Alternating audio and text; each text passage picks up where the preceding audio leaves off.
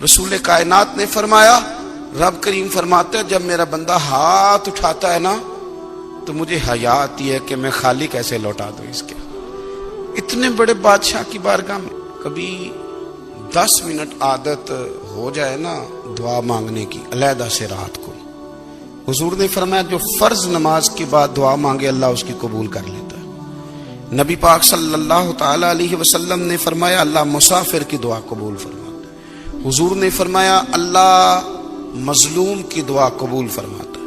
حضور نے فرمایا بیمار سے دعا کراؤ اللہ اس کی دعا قبول فرماتا ہے۔ حضور فرمانے لگے ماں باپ جب بھی اولاد کے لیے دعا فرمائیں اللہ ان کی دعا کو قبول کرتا ہے۔ آپ اپنا تعلق بنائیں دعا کے ساتھ، عبادت کے ساتھ، مصلی کے ساتھ رشتہ بنائیں، استغفار پڑھیں۔ صلاح الدین ایوبی صلیبی جنگوں میں تھے، رات کو مسجد اقصیٰ میں نماز پڑھی تو پریشان تھے۔ ایک بزرگ سے ملاقات ہوئی تو وہ کہنے لگے کہ آپ بڑے پریشان ہیں۔ کہنے لگے حضور پریشان اس لیے ہوں کہ پہلے ہی مسلمان کمزور ہے، اب میں نے سنا ہے دشمن کا ایک بحری بیڑا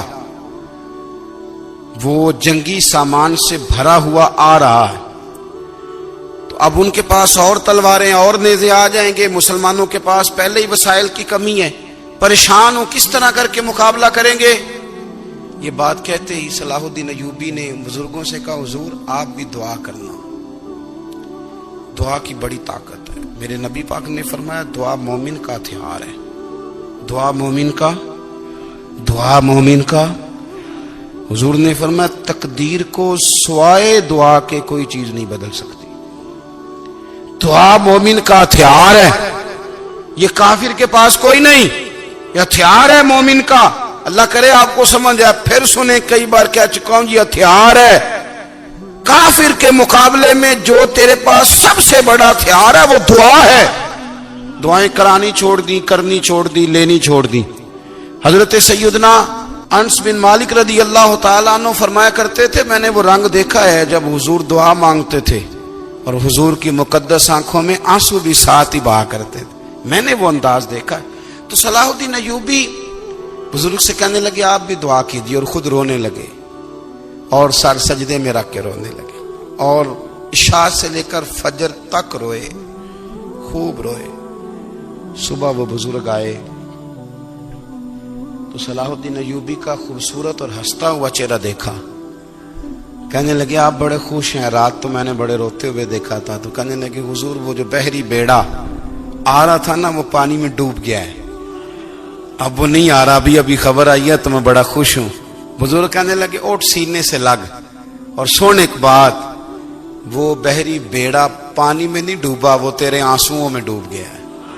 وہ جو تو رات رویا ہے نا رب کریم کی بارگاہ میں تو وہ ڈوب گیا ہے۔ بھائی اپنا مصلی کا، عبادت کا، وظائف کا، اللہ کا سلسلہ اس کو مضبوط کریں، اپنی دعاؤں کے تعلق کو مضبوط کریں۔ دعائیں بڑے انقلاب برپا کر دیتی ہیں۔ ایک بزرگ فرماتے ہیں میں نے دعا مانگنے کا طریقہ اپنی بیوی سے سیکھا،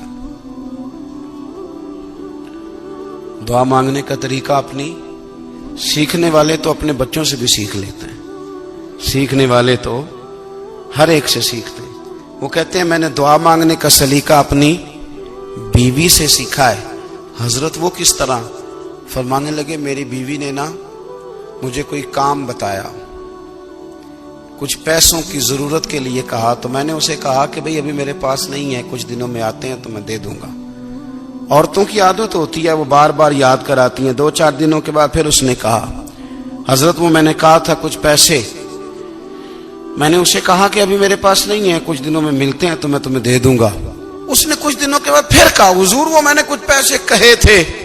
فرماتے میں نے ڈانٹ دیا، میں نے کہا کہ کیا تو روز مجھے شرمندہ کرتی ہے، کہا نا میرے پاس نہیں ہے، ہوں گے تو دے دوں گا، تو روز یاد کراتی ہے۔ فرماتے ہیں اس نے پہلے تو میری ڈانٹ کو سہا،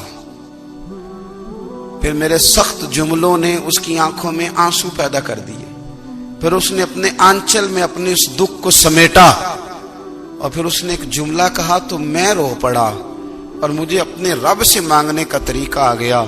مجھے کہنے لگی حضرت جی آپ نے ڈانٹ دیا، میں نے سہ لیا، پر آپ ہی میرے شوہر ہیں، بتائیں نا، آپ سے نہ کہوں تو میں کس سے جا کے کہوں۔ فرماتے ہیں میں رو پڑا اور میں کھل کے رویا اور میں تڑپ کے رویا اور پھر میری سسکیاں بند گئیں۔ تو مجھے کہنے لگی آپ کو کیا ہوا؟ میں نے کہا مجھے بھی دعا مانگنی آ گئی ہے۔ جب میں اسے کہوں گا نا اللہ تو ہی میرا رب ہے، میں تجھ سے نہ کہوں تو میں کس سے جا کے کہوں؟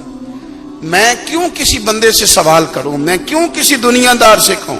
میں تیرے بندوں کا، نیک بندوں کا وسیلہ لے کے، تیرے محبوب کی غلامی لے کے تیری بارگاہ میں آیا، تجھ سے نہ مانگوں تو کس سے مانگوں؟ سمجھ آ گئی ہے؟ جب میں اس رنگ میں مانگوں گا تو پھر رب میرے اوپر بڑا ہی فضل فرمائے گا، وہ میرے اوپر بڑی رحمت کرے گا، وہ میرے لیے آسانیاں کرے۔ عزیز دوستو، ہم اس طرح کرنے لگ گئے ہیں کہ ہم نے نا اپنے تعلقات پر اعتماد کرنا شروع کر دیا ہے۔ میرے تعلقات بہت ہیں، ہم نے اپنی دولت پر اعتماد کرنا شروع کر دیا ہے۔ میرے پاس دولت بہت ہے، ہم نے اپنے علم پر، اپنی شہرت پر اعتماد کرنا شروع کر دیا ہے کہ میرے پاس فلاں چیز بہت ہے۔ یاد رکھنا، جب بے نیاز اپنی صفت بے نیازی دکھاتا ہے تو بڑی بڑی دولتوں والے مجبور نظر آتے ہیں۔ بھائیو، جب انسان کا رشتہ اپنے مالک کے ساتھ ہوتا ہے پھر تو غم بھی کچھ نہیں کہتے، پریشانیاں بھی کچھ نہیں کہتی، پھر تو زندگی صبر والی، پھر تو زندگی توکل والی، پھر تو زندگی بھروسے والی۔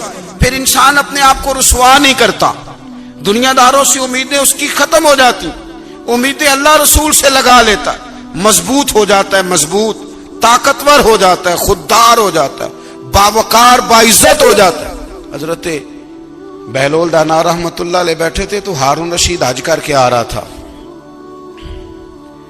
تو رستے میں حضرت شیخ سے ملاقات ہو گئی تو السلام علیکم کے بعد کہنے لگا حضور کوئی حکم ہو تو بتائیے گا۔ تو حضرت بہلول دانا فرمانے لگے تیرا رب کون ہے؟ اس نے کہا اللہ۔ تو فرمایا میرا کون ہے؟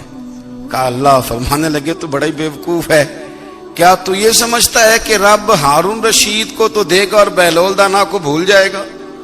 تیرا بھی وہی رب ہے، میرا بھی وہی رب ہے۔ اس نے اگر تجھے دے کے آزمایا ہے تو ہو سکتا ہے مجھے نہ دے کے آزما رہا ہو۔ جب اس کی حکمت کے تقاضے ہوں گے تو عطا کرے گا اور دے گا، تو جا اپنا کام کر۔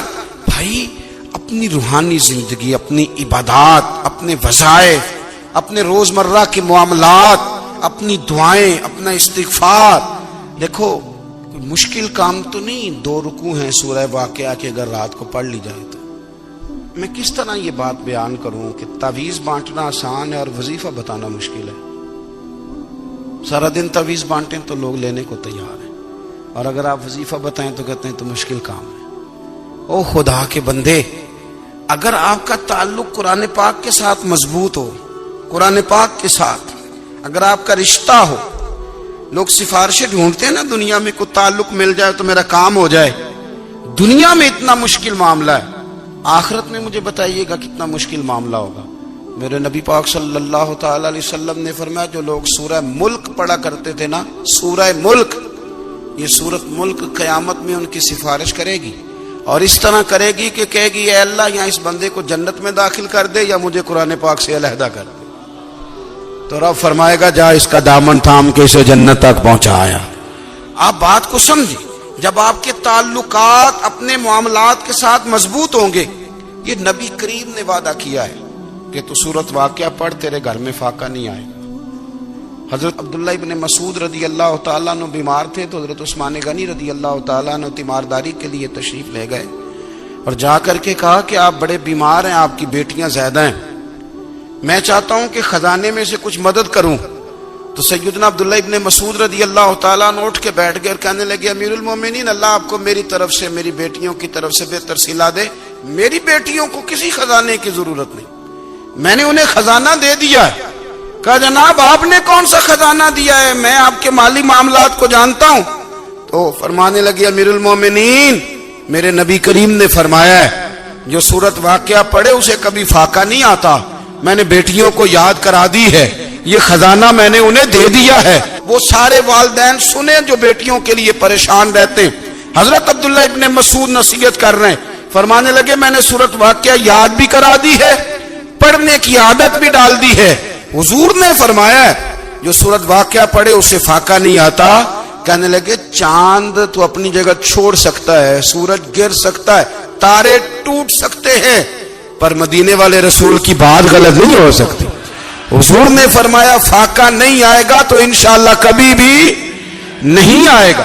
ہمارے ہاں تسبیحات پڑھ لی جاتی ہیں اگر کبھی موقع ملے, لیکن وہ خاص انہماک, وہ خاص شوق, وہ خاص ذوق اللہ تبارک و تعالیٰ کی عبادت کا. ایک ہوتا ہے نماز پڑھنا, ایک ہوتا ہے اہتمام کے ساتھ نماز پڑھنا, یعنی ذرا وقت پہ اٹھنا, ذرا صحیح کر کے وضو کرنا, ذرا شوق سے مصلی بچھانا.